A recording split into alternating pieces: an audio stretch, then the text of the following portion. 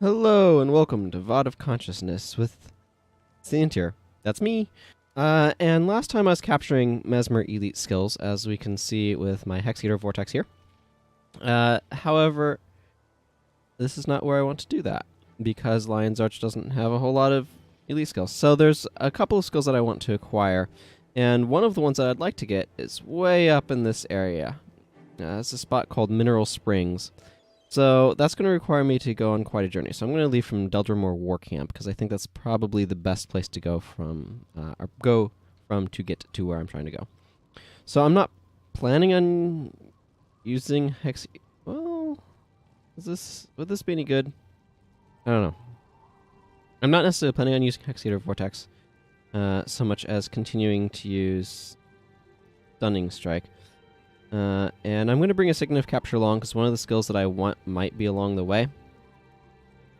Although that could be kind of dangerous because I could lose access to some of my skills. But the skill that I want is actually an illusion magic. Excuse me. So I'm going to go ahead and switch into that for the moment. It doesn't have a whole lot necessarily in it, but you know what? Let's run Fragility and Signet of Clumsiness. Yeah. Okay. Now I just need to add a couple more team members. So let's see, who are we specifically missing? We are missing Prius and Milani, I think I want to have. Okay, I'm not going to spend a whole lot of time on that. So we are going to head over this way. So there's a chance that I could run across a Mesmer boss in the path that I'm taking here. Because I want to make my way towards what's it called? Yeah, there's a zone this direction. I kind of forget the name of, but that's where I'm going this way. So, I hope everyone's doing pretty well. I'm doing decently well myself. I was thinking actually a little bit. One of the things that always kind of strikes me as very peculiar are certain language things. Particularly, there's like euphemisms or what's the other term I'm looking for? Euphemisms or what's the idioms? That's the one I'm looking for. That are quite peculiar. It's really interesting. If you've ever taken time to just think about the phrases that we say, that we use them to communicate something, but they don't always make the most sense. Sorry, I'm looking around for boss names. Because, like I said, there's a potentiality that I'll run across a boss that I want on my way to where I'm going, which is over this way. So one of the things that just to kind of take a break from idioms and euphemisms, which are often very weird, that you'll see here is the Stone Summit are fighting off the wildlife. Yeah, there's no boss in the vicinity.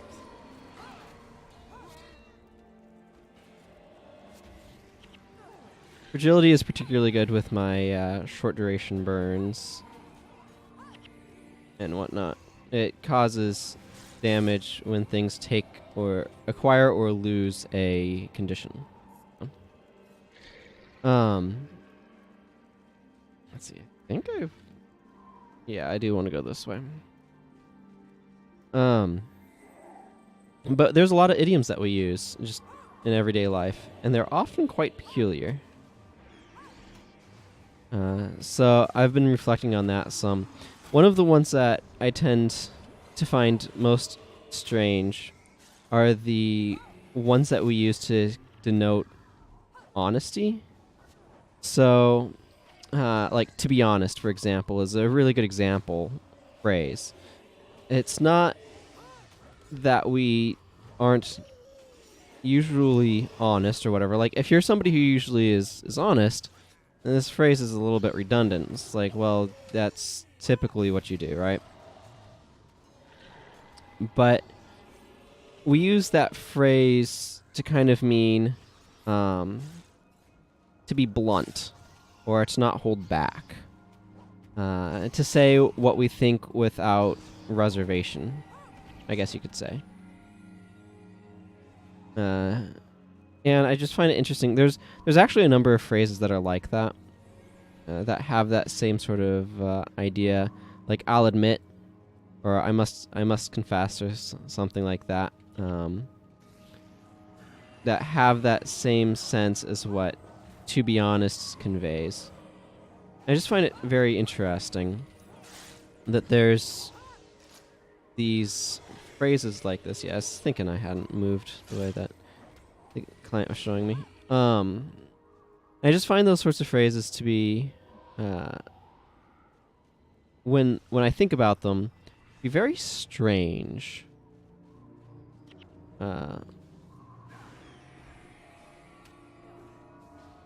So that's something. Like, and there's a ton of other examples too. Obviously, I can't think of any off the top of my head because that would be too convenient. But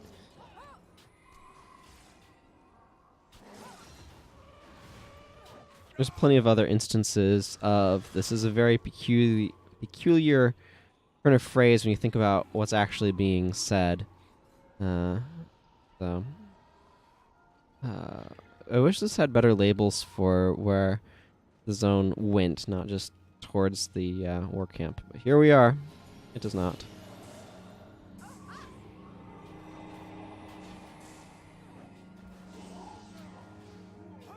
You'll notice it's getting a lot of spikes from conditions going on and off of it.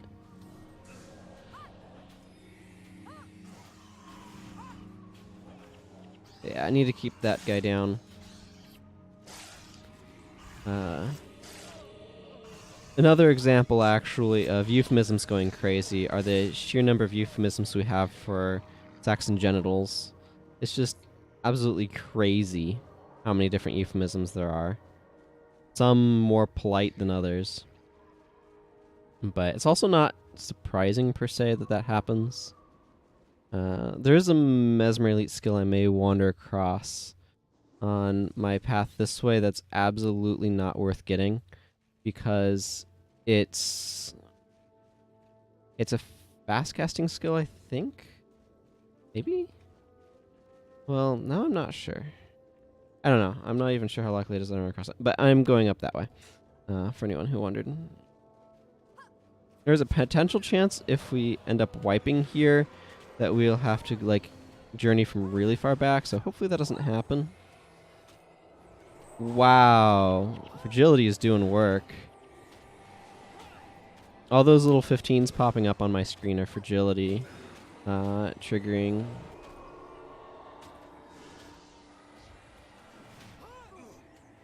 So we've got a lot of conditions popping up. So this is actually going pretty well. This area can be really dangerous, because all of these guys have Deep Freeze, which is an area of effect spell. Excuse me. Okay, apparently we can fit through there. Yeah, I have Deep Freeze on me, which is the hex. This slows you down, mostly. And so we're heading up towards Granite Citadel, which is a zone that has kind of an intermediary zone between it, and then it goes to a bunch of allies here, which is very interesting. But there's an intermediary zone, and then Mineral Springs, which is really cool location.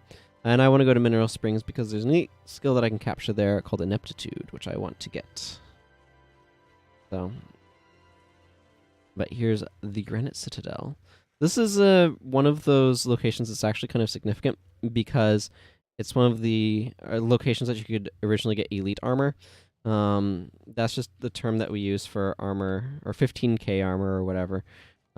This guy right here, I think, was it him?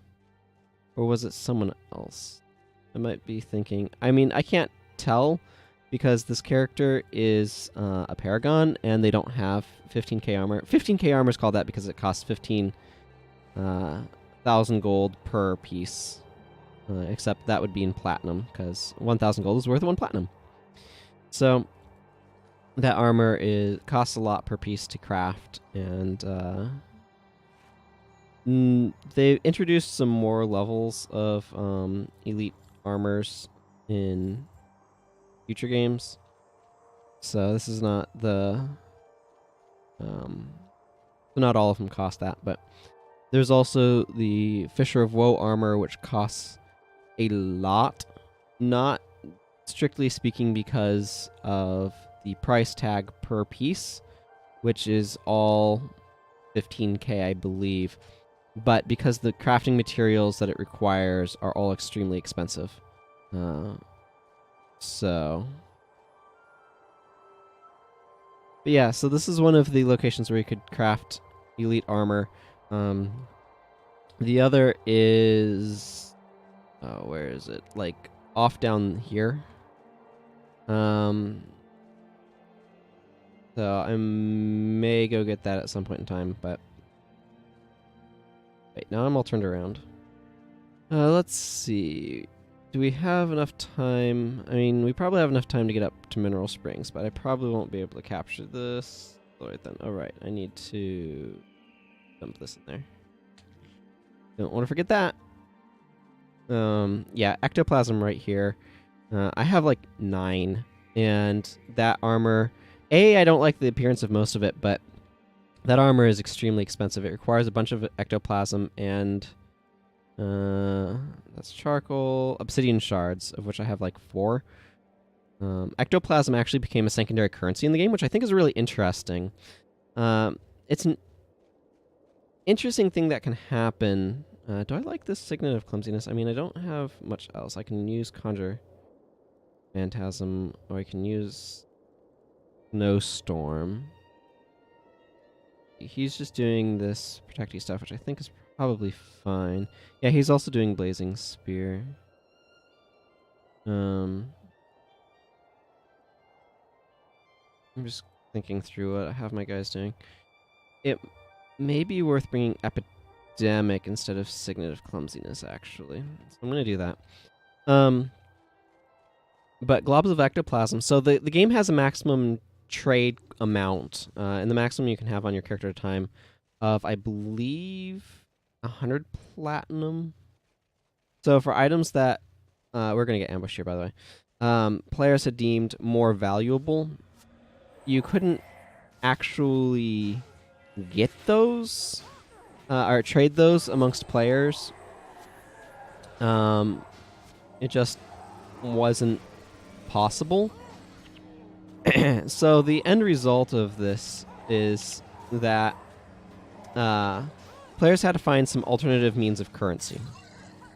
And so they went for sort of the commodity currency of ectoplasm, which had a use in crafting this armor, but that was basically its only real use. So that meant that it was generally okay to hold on to, because while it did have use, it wasn't like you were always trying to make use of it. And, yeah, there's the Grand Citadel, so I don't have any other drops around here. So, anyways, ectoplasm kind of became a secondary currency. So you'd see people say, like, 100k plus some quantity of ecto. So that kind of did some interesting things to sort of the economy and that sort of stuff. And again, this is because the trade cap from interplayer trades was at 100k, 100 platinum, which, you know, was probably reasonable, but at least at one point in time. But why is he... Okay, now I'm... Oh, goodness, we've got Stone Summit. Stompers. These guys are annoying.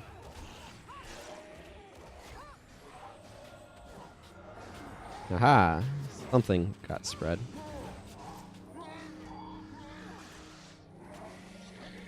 You.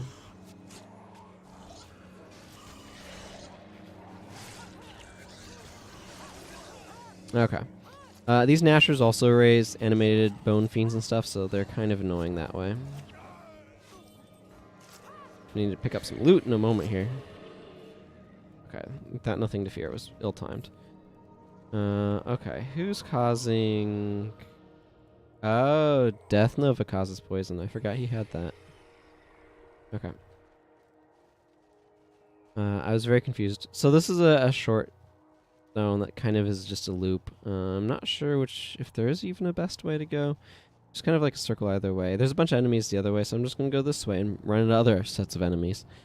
But Mineral Springs is a zone that I really like. One of the things that I wish that this game had was a day-night cycle, but it does not. So every zone has its own lighting and atmosphere and stuff. It's just how they made it. So I'm not going up there to that gigantic red clump. Actually, it looks like I've gone on a path that'll probably avoid most enemies, which is kind of nice.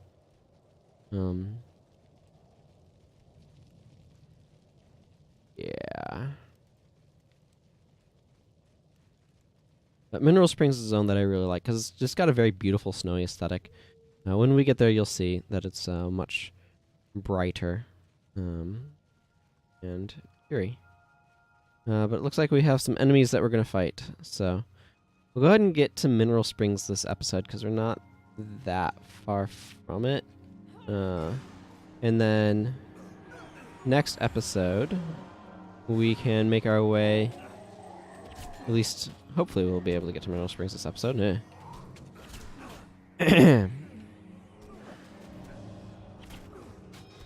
Oh, I hate all of these knockdowns. You set everything on fire.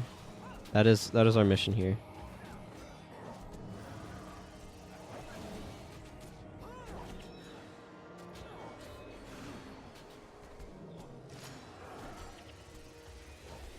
Okay. I'm trying to take out these guys because they have Giant Stomp, which knocks everybody down, which is not good for us. And then we can start going after these golems. These golems are a little annoying because they're non-fleshy, so that means they're immune to like poison, disease, and bleeding. You can still burn them, you can still daze them, but...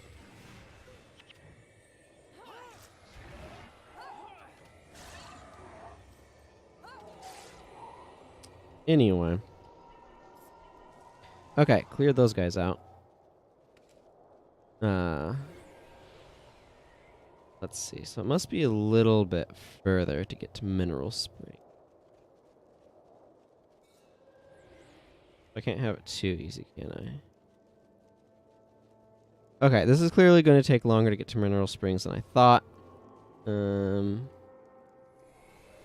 Should just be up here somewhere, but there's another fight. So this episode's getting long enough that I'm going to actually go ahead and wrap up here, and we'll get to Mineral Springs next time. So, until then, everyone, take care. Bye-bye.